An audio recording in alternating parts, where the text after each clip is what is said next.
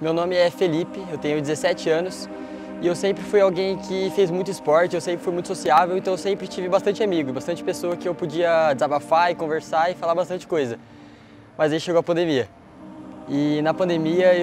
meu refúgio foi ficar trancado no meu quarto jogando no computador o dia todo. Eu passava horas e horas e horas jogando sem parar. E eu achei que ia ser 2 semanas de férias, eu achei que ia ser uma maravilha, mas o tempo foi passando e eu via que eu estava cada dia mais viciado em usar aquele computador, cada dia mais viciado em quando eu sentia uma tristeza, quando eu sentia um sentimento ruim dentro de mim, eu depositava aquilo no computador. E com o passar do tempo eu percebi que aquele vício e aquele anseio em dedicar os meus sentimentos, em jogar tudo aquilo que eu estava sentindo para talvez um jogo ou para talvez algumas horas dentro do YouTube, eu comecei a perceber que aquilo tudo estava acumulando dentro de mim e que eu estava sentindo que uma hora eu ia chegar perto de explodir. Então a pandemia chegou ao fim, graças a Deus,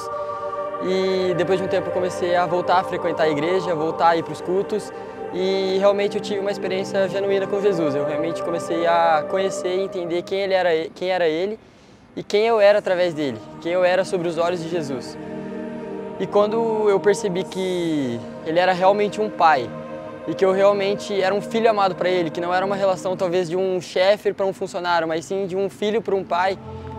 eu comecei a gastar as horas que eu gastava no meu quarto, me afundando naquele computador, me afundando no celular. Eu pude começar a usar essas mesmas horas para investir em tempo com o Senhor, em investir em adorar Ele, em conhecer mais do Senhor.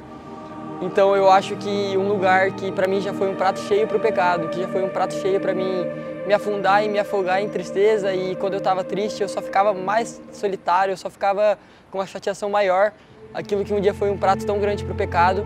hoje eu posso ter certeza que no meu secreto, dentro do meu quarto, eu tenho um prato cheio do Espírito Santo, onde eu sei que quando eu vou lá,